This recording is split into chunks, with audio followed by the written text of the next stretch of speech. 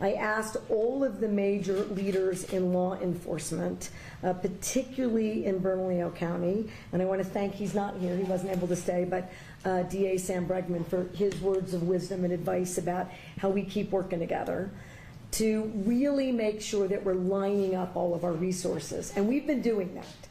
I have to say that in the last year in particular, and the evidence in Albuquerque and Bernalillo County speaks for itself, that we're seeing a reduction in homicides. But this work tends to come and go. And that can't be the way that we do it anymore. And the way that that's occurred in that way, because we all are resource limited. So we've determined today, and I want to thank you, and I'll introduce everyone around the table, that we don't need any more resource limitations conversations. We need to use the power of a public health and a state of emergency to access different levers, different resources, and different opportunities to keep New Mexicans safe. So that's what's changed today, and we're going to keep doing this work very closely until we see dramatic additional productive changes in the state. So I don't think anyone around the table needs any introduction, but I'm going to go to my left first. With me today is Chief Harold Medina from the Albuquerque Police Department. Chief, thank you. We have the Bernalillo County Sheriff, John Allen. We also have Commander Hernandez from the Albuquerque Police Department. To my right, we have the Deputy Secretary Baker from the Department of Public Safety. We also have the Chief of State Police, Chief Weisler. And maybe new to the conversation in this space, but not new to the effort, is former State Police Chief Pete Caceres, who joins us today in a new official capacity, and he is our newly announced Crime Reduction Director, helping us keep the navigation and the coordination of all the different levers, resources, and opportunities to make New Mexicans safer as possible.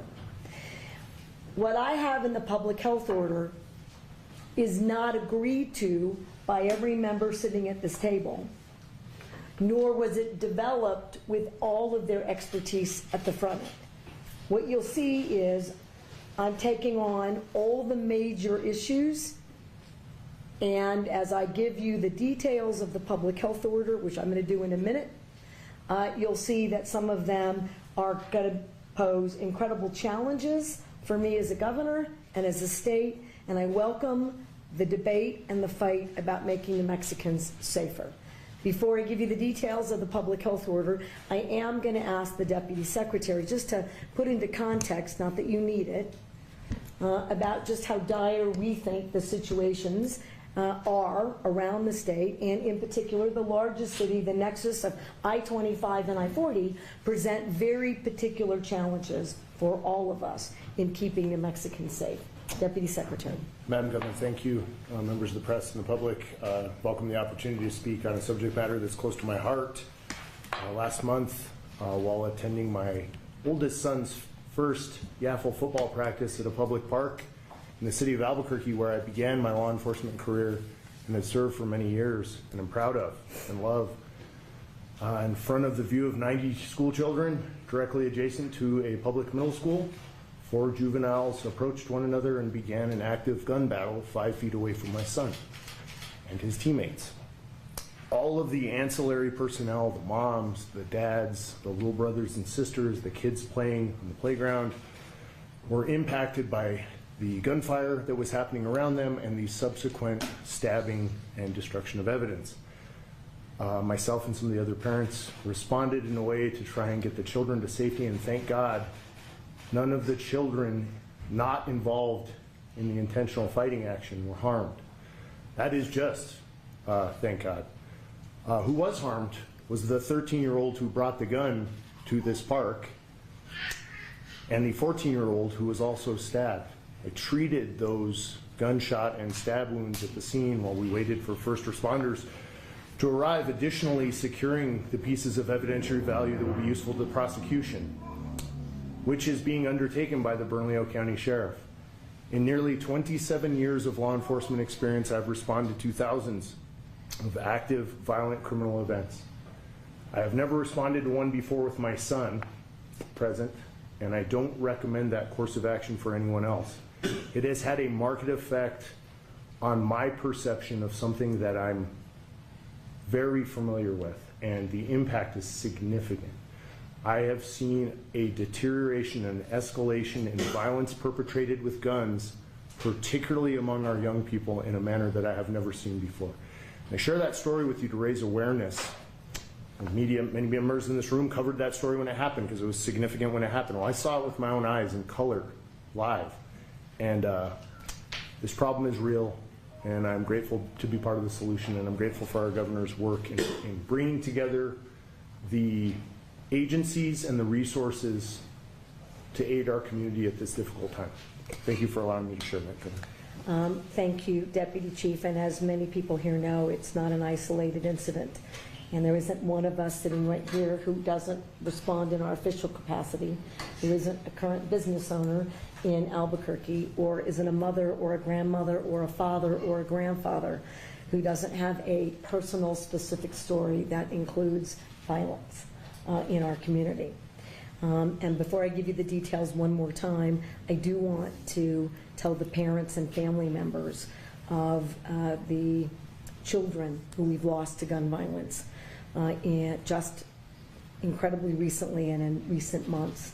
I want them to have our shared condolences, and we want them to know that we are horrified by what is occurring around the state and the country, and we're going to do everything. And the group here and my efforts, I hope, are an indication. And so to the Villegases for losing Froyland, 11 killed in a road rage incident. Galilea Santiago, 5 killed on August 14th in her bed while she was sleeping. And Amber Archuleta, 13, shot and killed in Cuesta. And as you all know, there are many more. And it is time to declare an end to this kind of violence. It is, in fact, an epidemic. Gunshot deaths, or gun deaths, are the leading cause of death for children 1 to 19 in New Mexico. From 2017 to 2021, 143 children were killed by guns. 49% of those were homicides, 53% were suicides. That's nearly 3 children we lose every month in the state of New Mexico. In 2022, 12% of gun offenders in Albuquerque were under the age of 18. New Mexico ranks 3rd highest in the nation for firearm injury rates, 90% higher than the national average. I'm going to repeat that because it shocks me every time I read it or have it in front of me. It's 90% higher than the national average. In 2022, there were 1,306 firearm emergency department visits. 1,306, up from 1,263 in 2021 and 1,129 in 2020. I asked the chief before the start of this just about gunshots, and we're talking in a year's time 35,000 or more, and most people, I don't think it's all that anecdotally, but are going to tell you that there are shots fired somewhere in Albuquerque multiple times a day. And that frankly is escalating around the state, including right here in Santa Fe. So in this public health order, which is effective today, September 8th, which lasts 30 days, and then we'll, like all the other public health orders, we will either amend or renew or adjust depending upon where we are. So effective immediately, no person other than a law enforcement officer or licensed security officer shall possess a firearm, either openly or concealed, within cities or counties, averaging 1,000 or more violent crimes per 100,000, and more than 90 firearm-related emergency department visits. So to put that in sort of a layman's term, terms for 30 days in Albuquerque and Bernalillo County. It's the only place that meets both those standards. Statewide order, but only one place meets both criteria, where we have far too many ER gunshot visits and we have far too many crimes involving firearms. We are suspending open and concealed carry. The purpose is to try to create a cooling off period while we figure out how we can better address public safety and gun violence. Now, I am sure as I go through the rest of this, there are going to be a lot of questions about whether or not we think we have the legal rights to do that. I am sure that before you write this, there will be a legal challenge, and I can't tell you that we win it, given all of the different challenges to gun violence laws and restrictions on individual firearm access and control. I think it's time we have a really strong debate about all the other constitutional rights. No one right now in New Mexico, and particularly in Albuquerque, is safe in a movie theater, at a park, at a school, at a grocery store, at an Isotopes game, at the university, at the grocery store, I think I said, getting your prescriptions, at work. You just aren't safe. I can't guarantee it, and neither can the men and the women who put on a uniform every day. In that regard, I think it's time to talk about the absoluteness of the discussion and the current court actions that suggest that the Second Amendment is an absolute right and none of the others are. And I'm sure you're going to ask me what I think my chances are. And again, if it opens up the door to the kinds of public safety that keep kids safe, I'm willing to take it on. In addition to that 30-day suspension, and I want to make sure I clarify that that suspension does not apply to any private property. Responsible gun owners are certainly not our problem, have never been our problem, and I appreciate the impact that this has. But on private property, this has no bearing. But you, on the premises, and it has no application on the premises of a licensed firearm dealer or gunsmith for the purposes of lawful transfer or repair of a firearm. While engaged in the legal use of a firearm at a properly licensed firing range or sport shooting competition venue. While you're traveling to and from a location dealing with your firearms, they have to be in a locked box or they have to have a trigger lock. So that's how we support responsible firearm owners in their daily activities.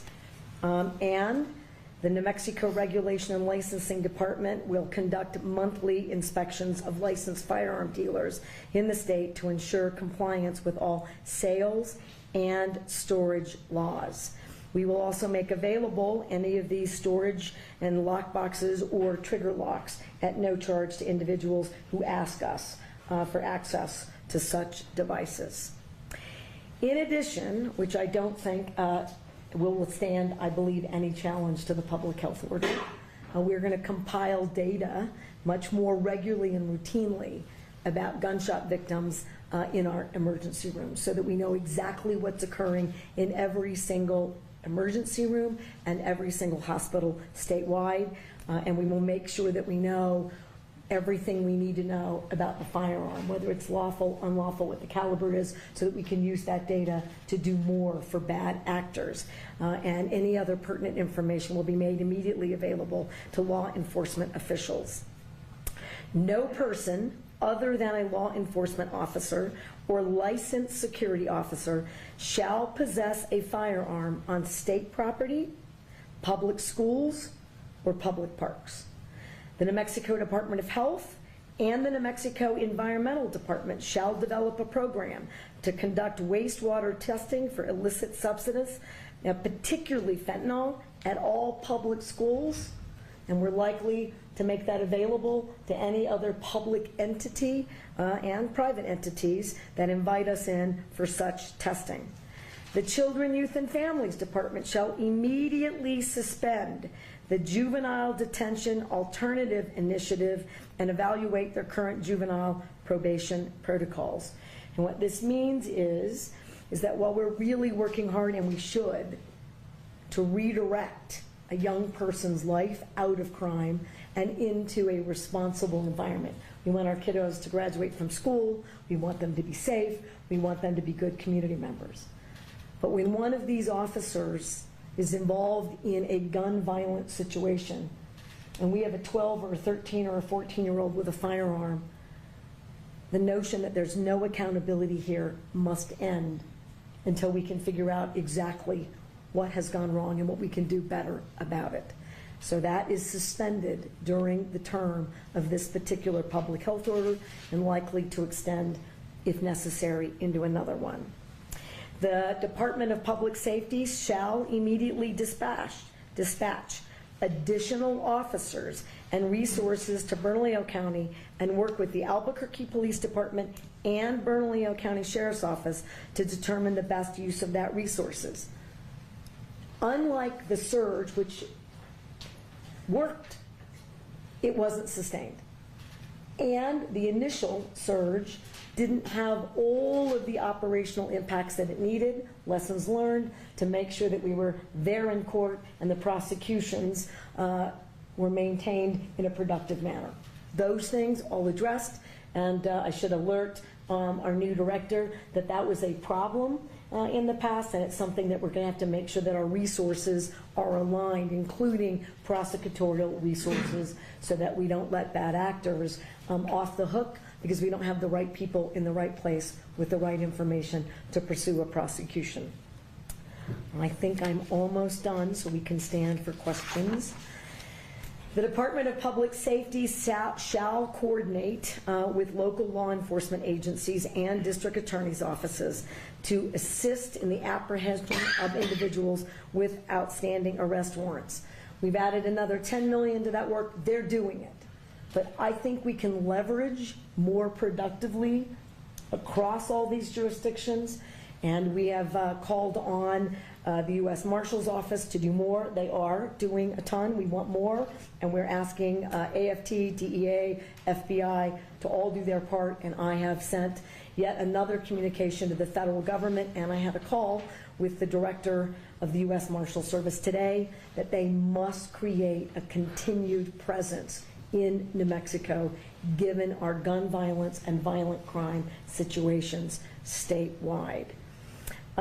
We will make sure that the order is broadly disseminated in Spanish and English and any other context to make sure that the public knows exactly where we're headed.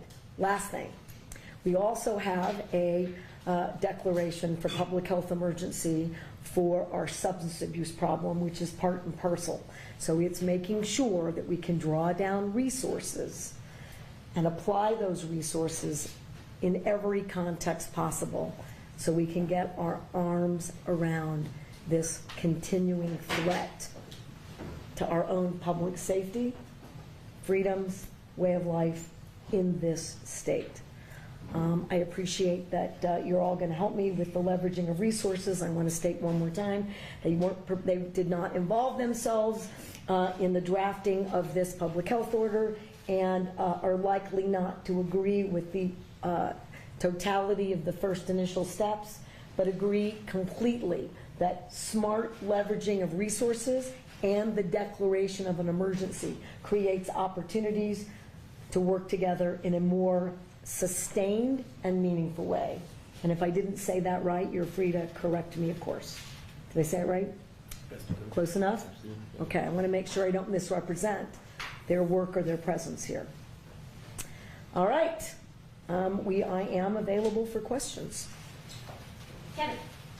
Okay, I want to give you a response from what Representative Lane had to say, in particular, and alerting it, is that despite billions of revenue, the state has not funded meaningful criminal justice reform, including reckless pretrial release policies and behavioral health rehabilitation. What's your response to his criticism? I think his criticism is fair in the context of whether or not we're getting enough of our policymakers to really understand the situation that I think we are currently in, which is incredibly dangerous. I have supported the minority leader, and I got a letter from all of the Republican members of both the state and the House and the Senate about pretrial detention. Well, I didn't need that letter, but I'm grateful for it. When I introduced it over the past several years, and will continue to introduce it, I think following the federal system and having a rebuttable presumption that if it's a repeat and violent offender, that those folks should have no ability to be released pending that rebuttable, right, debate about why they are not too dangerous to be held until the trial. I'll ask for that again, and I have asked for any number of criminal penalty enhancements. Some of them have gotten through. I've asked for any number of gun violence reforms. We've gotten many through the state legislature. I think it would be unfair not to thank them for their courage. And one last thing about that, I'm going to need all the local different jurisdictions to take seriously that they have tools at their disposal, including extreme risk protection orders that not every jurisdiction, I think, takes very seriously. It's the law, and when someone requests that that be undertaken or evaluated, I would beseech every jurisdiction to do that. If you didn't see the CNN article that basically said, I will paraphrase, New Mexico's done good work, effective leadership, and all the evidence-based, right, reduction in gun violence policies, but they aren't actually utilized. Well, we should be utilizing all of those, and I'm always open to evidence-based strategies that I think will reduce gun violence, including, which they didn't ask for, but I will put on the call, I will ask for another ban on assault weapons, and I should note that not everyone sitting at this table will support that idea either. But it's something that I believe needs to be done around the country, and I hope it gets done in New Mexico. Don't know, Kevin, what my odds are today. We'll have to wait and see, but they're going to be on my call. Matt?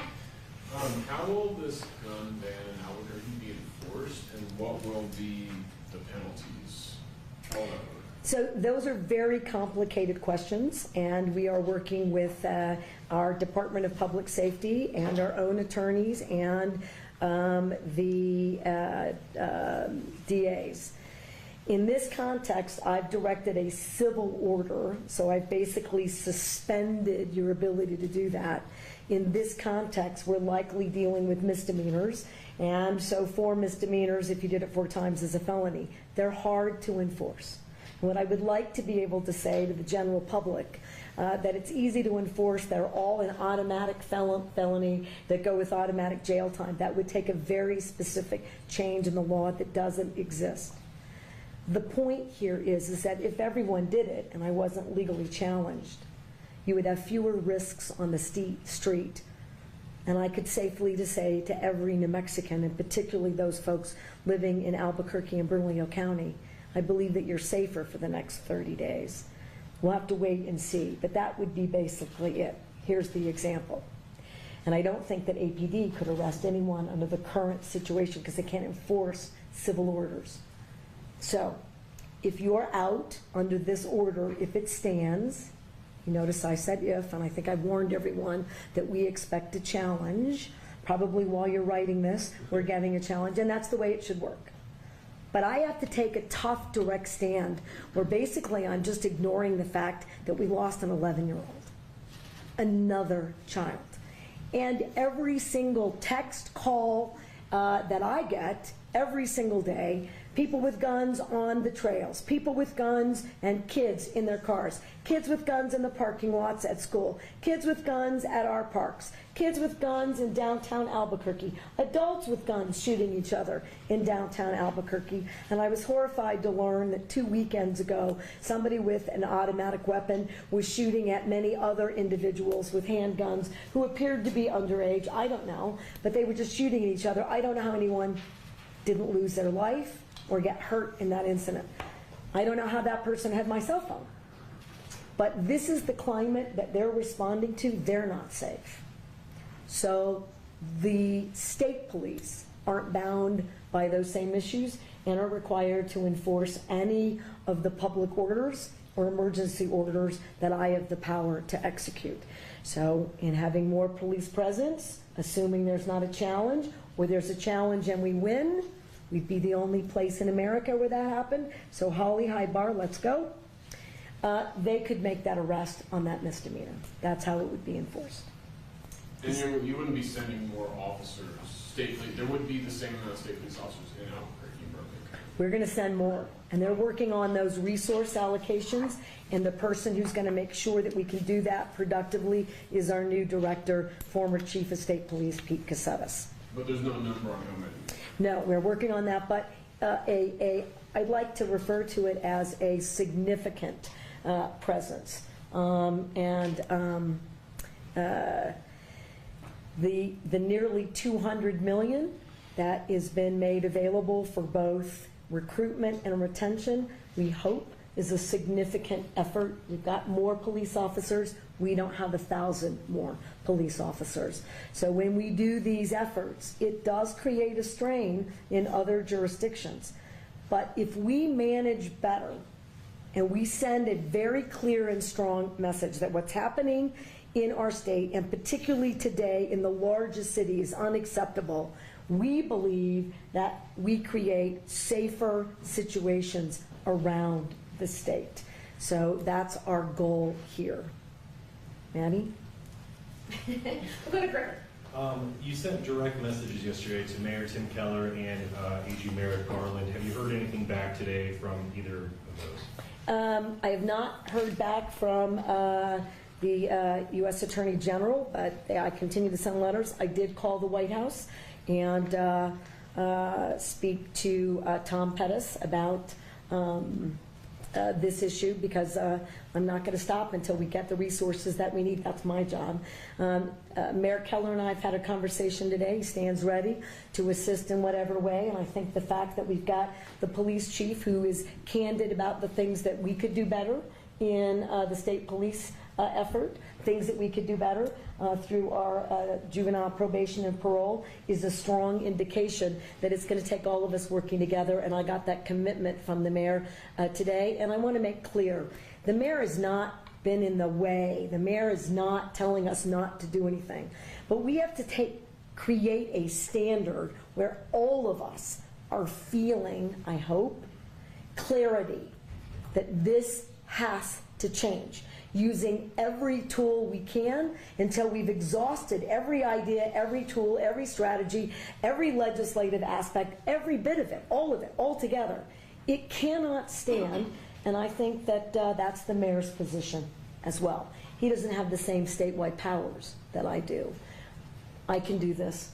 And it also allows the mayor, which I suggested he do, request for emergency funds to apply them through his experts and expertise and his police jurisdictions in a meaningful way. Austin? Yeah, I just wanted to clarify the penalty for violating the civil order. Would it be unlawful carrying of a deadly weapon?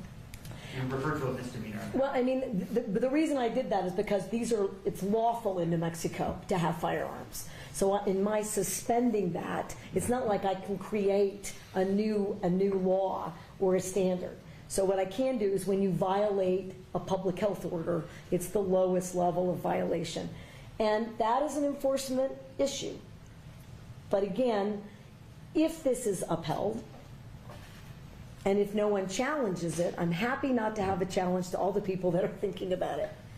The point is this: we better have a debate about what's necessary to reduce the number of particularly illegal firearms and our ability to go after bad actors. A lot of these bad actors steal legitimately purchased firearms. There are too many.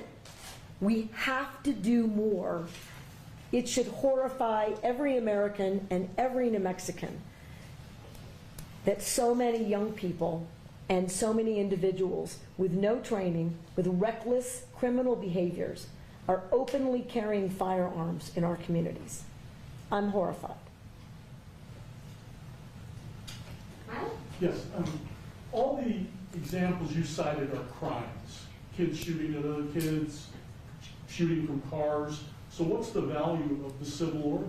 Why not just do better law enforcement? Both. The value of the order is that it gives me three things. One, it says it's a statewide issue and it's a message to everyone to start leveraging their resources and arresting people.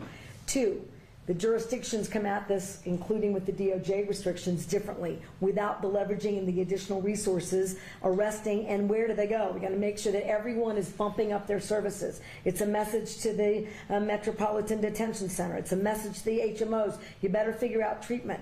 We have been sort of stalled out, to your point. This order basically says, stop stalling out, and to your point, just arrest everyone. Well, I also have to have the ability, I can't arrest everyone. There are literally too many people to arrest. Well, This would allow us, anyone with huh? civil, if someone's got a concealed carry permit in Albuquerque walking down a public street, they're not going to get arrested. I can make the point that maybe they should be. And this is the point. I'm willing to do anything and everything within a shred of evidence-based effort. Because if you're not horrified that on any street corner in too many cities in New Mexico, there is someone with a gun sticking out of their waist or their belt. And I'll tell you, if you're a young person, you're not allowed to have a handgun. Well, it's a crime already. I got it, but we won't be able to arrest all of them. So imagine, just in a perfect world, if this was upheld, it gives all of these police officers the ability to focus on the real criminals. Last follow-up. Yeah. But your point is valid. You took an oath to the Constitution. Isn't it unconstitutional to say you cannot exercise your carry license? With one exception, and that is if there's an emergency, and I've declared an emergency for a temporary amount of time, I can invoke additional powers. No constitutional right, in my view, including my oath, is intended to be absolute. There are restrictions on free speech. There are restrictions on my freedoms. In this emergency, this 11-year-old and all these parents who have lost all these children, they deserve my attention to have the debate about whether or not in an emergency we can create a safer environment. Because what about their constitutional rights? I took an oath to uphold those too. And if we ignore this growing problem without being bold, I've said to every other New Mexican, your rights are subrogated to theirs. And they are not, in my view. Wait a minute. You're talking about crimes. There are already laws against the crimes, so how are their rights? I got it. But again, if I'm unsafe, who's standing up for that right? If this climate is so out of control, somebody should do something. I'm doing as much as I know to do. Madam Governor, Yep. do you really think that criminals are going to hear this message and not carry a gun in Albuquerque on the streets for 30 days? No. But here's what I do think. It's a pretty resounding message to everybody else in that community to report a crime, to tell us what's going on, to aid law enforcement, to do something different. I'll tell you what people think, and it's not true. So Chief, thank you for your work. And Chief, thank you for your work. How many of you have been told by a business or a citizen, it's all of you, by the way, that they call or they ask for help and no one will show up or do anything about a crime, particularly even a violent crime? How many times have you heard that? Once every day? 10 times every week? Well, I hear it every day. So if this encourages the public to help us create a safer environment, I'm in. So it does do that, and people want action. That's my belief. They want every possible action, and I'm doing everything I know to do, and I think showing a little courage, even when the clarity of that courage will be challenged, is worth the fight. And Madam Governor, kind of a follow-up with that. Earlier today, APD held a press conference, and there was a question asked about keeping criminals behind bars. Mm-hmm. Is there going to be a push from you in order to keep these repeat offenders, to keep these folks behind bars and stopping that, or a push for judges to enact some sort of order or keep them from having pretrial detention? There's nothing in the way in which they're currently required, including every due process aspect, that prevents them from holding a dangerous person behind bars or a repeat offender. So yes, I expect that to occur, and yes, we expect there to be more prosecutions, and yes, we expect there to be the appropriate accountability measures, including jail time. We expect all of that. It is time for every piece of the law enforcement public safety environment to work better together. Does anybody, I don't have to be the only one talking. I think it's important that we recognize that there are certain things, we agree on a lot of things. There's some things we don't agree upon. But I think that's the beauty of this, is we could still all sit here and recognize that we have to work together. And I invite any help that we could get in Albuquerque from any entity. And some of the things that we spoke about is like, how do we get the right resources out to the Metro Detention Center? We know that that is the largest mental health facility drug treatment center in the state of New Mexico. And we know that we need to keep more people in there, but we can't keep everybody forever, especially with the level of crimes that they commit. Eventually their due process happens and they're released. And it does us no good to release them and they're going to fail all over again, because they didn't get the right resources they needed in order to become successful in life. So I think that we're looking at this as a whole, and how we fix people getting treatment, how we keep more people incarcerated with the treatment, how we work together to serve the 5,400 outstanding felony warrants in Bernalillo County. So I think there's a lot of great things that we've discussed, and like the governor said, we don't agree on everything, but that's the beauty of being able to work together, and that's the beauty of us working as one team with one goal, making the city of Albuquerque safe. And I'll add to that. I think it was brought up, I can't remember, I think it was around July 4th, and there was an editorial that I read all kinds of things, and it said, what is the mayor doing, what is the governor doing, what is the AG doing, what is the chief, and what is the sheriff doing to address gun violence? Here you go. And like I said, the chief said before, we had arguments in here before, and we had robust arguments. The whole point is, what can we do, just not for the whole state, but specifically what we're in charge of is Bernalillo County. At the same time, we're not going to tell you every operation that we're doing, but we're not only just tired of it, we're seeing people die in the process of waiting for everything to happen, waiting for everything to be perfect, waiting for all the people power that we're supposed to get for our office or our agency. We can't do that anymore. So we're working together. So here we are. Here's a photo of it, the state police, the APD, the new director, the governor. We have a bunch of resources that we can utilize to make sure that we start making a dent. As far as the question that you had earlier, I said the other day at a press conference with DA Bregman, it's time for tough love. We cannot force people into treatment. But we are telling you, if you are committing a crime in Bernalillo County and we catch you, we're going to force you to get treatment through the criminal justice system. That means the judge has to make a decision whether they stay in jail or whether they add diversion. I'm not going to sit here as the Bernalillo County Sheriff and hope that the person that I see on San Mateo or Wyoming in the central area that has committed a crime, and I hope they go get some help, but we're not going to go ahead and deal with them because we don't want to get in trouble. Those days are over. So again, tough love is coming. We just talked to the MDC chief or the warden to make sure that they're ready. We have to do something now. We can't sit here and have debates. We can't wait for the 30-day session in January. While we do that, people are dying in the process, and we have to make things actionable.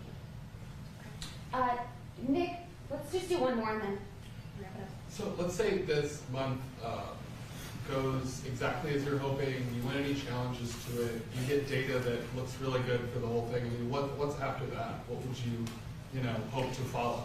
I would hope that data, if this holds and it works, then we make a decision whether we can remove the order if the public emergency and the epidemic is over. I bet it's not over in 30 days. So I would guess this group would ask us to modify, to use the data to identify additional strategies and to re-execute the order. But these are all things I can't answer yet. Again, the beauty for me is this is the power I have. It allows me to marshal resources on the public health side for drug addiction and drug abuse. It unlocks other emergency funding for leveraging overtime for any number of activities that we don't currently have access to. It allows me to dictate to hospitals, although they're supposed to be doing it, but make it really clear, they have to report information to us about gunshot victims. I have to have it. Where did it come from? What do we know about it? Do they know it? What's happening? That collective allows us to do our work smarter and more aggressively. And that is what all of us expect, because there isn't a single, it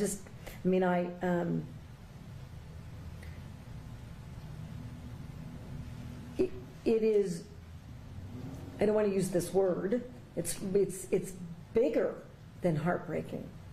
You know, when I'm out and about as a non-law enforcement person, I'm very accustomed to having people talk to me about their egg prices and what we're going to do about inflation in general, and largely now about potholes and about beautification. And that's another area that we're going to release some information about shortly, is cleaning up New Mexico.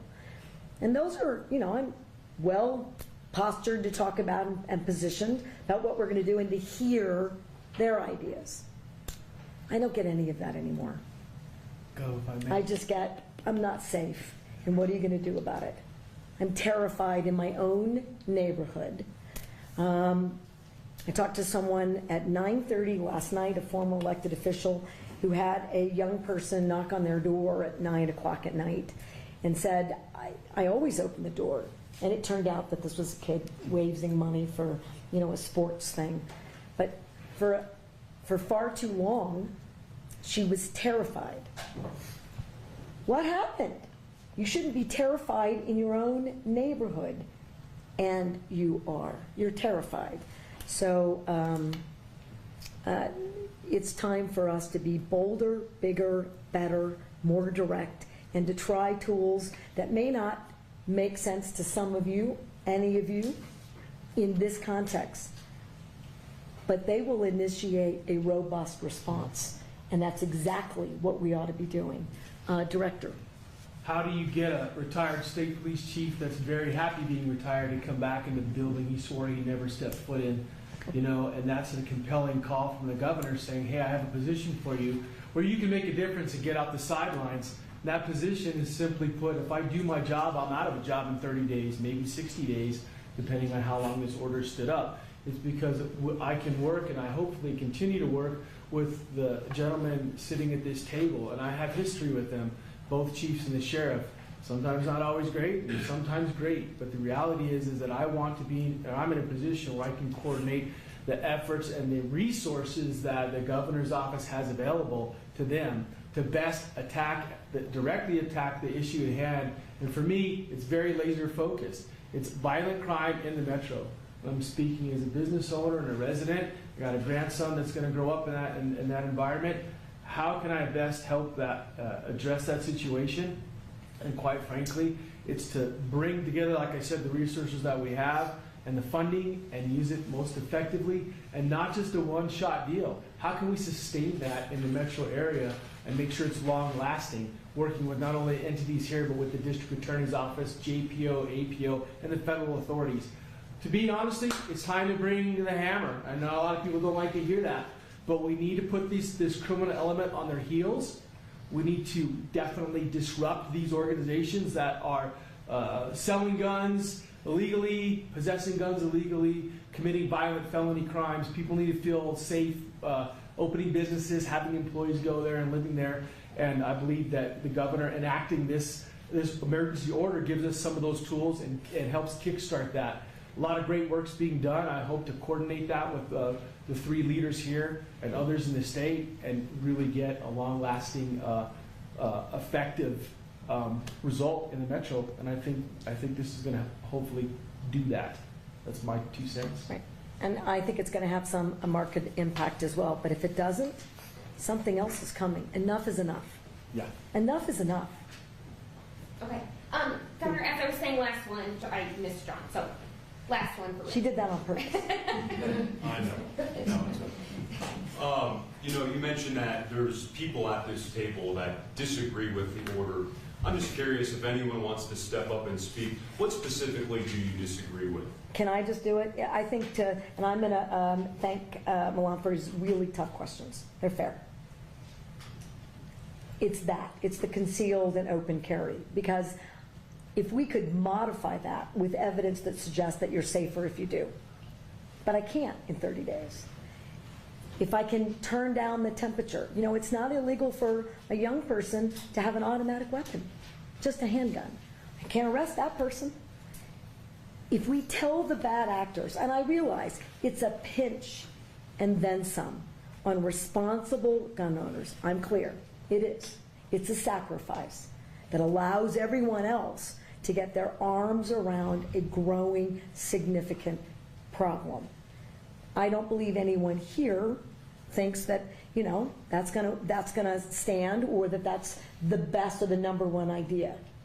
But I'm doing it because I think that debate and getting into the session about what does need to work is appropriate.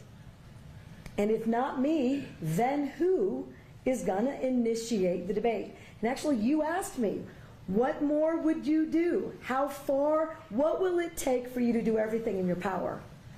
I'm embarrassed to say that it took another child's death.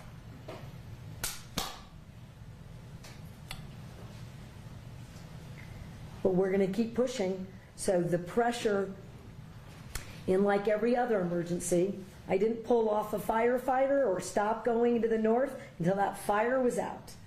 I'm not going to stop yelling at the feds or living in, you know, temporary housing to bring light to that situation until they have their resources. I'm not going to stop pushing on public safety until it's safe. And I'm sure some things will work better than others, and I'm sure things will get adjusted. I'm sure I'll get restrictions that make it clear what I can and cannot do, and we keep fighting until every child, every family, every neighbor, every community, every city, every village is the safest it can possibly be in the state of New Mexico. And I want to end with this. I can do all the public health orders and all the emergency orders I want.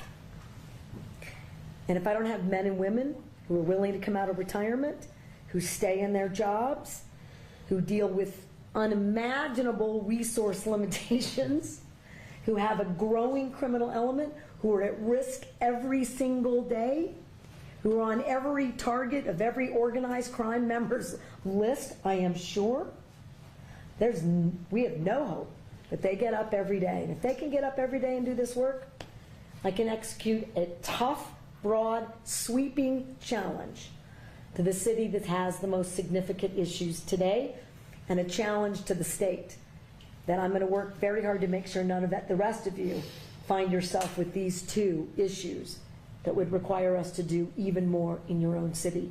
And as I said, there are plenty of neighboring communities that are close. It is growing as a general issue. Thank you for being here today. And New Mexico, let's stay safer. Quick question to Governor Richardson, so next week the funeral, and what do you think about his legacy, and did he teach anything to become the governor? There's not many governor people who have actually been governor.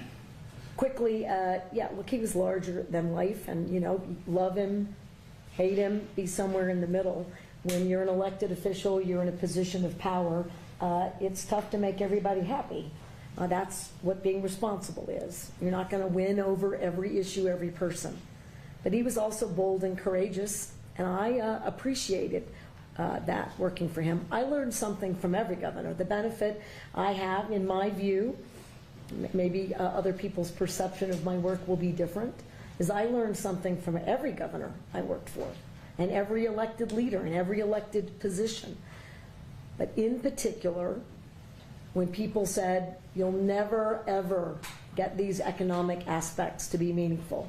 Film, space, manufacturing, not true. When people told me that I couldn't have 9 sectors, that not all 9 could perform above the national average, I didn't listen to that. We did all 9, regularly it's 10, they all are. So that wasn't true. If you set your goals high, like this public safety work, the likelihood that you get as close as you can is much higher. I certainly learned that from Governor Richardson, and he took on his critics in the same fair way he took on his supporters. And he created space for the rest of us to have debates about the future of the state. And I think he's going to be really missed. And the last thing is, there isn't anyone from this state or anyone readily that comes to mind around the country that's going to be able to take his position in foreign policy and international work for hostages. And I have no doubt that that's a discomfort for many of us around the country. Thank you so much, everyone. And members of the media, I will get you a printed copy of the public health order shortly, so you can take that with you, and then we'll send out a press release shortly. Thank you. Thank you for asking about Governor Richardson. Thank you. You earned your money, Director, already. Thanks, you guys. You're awesome. I got him.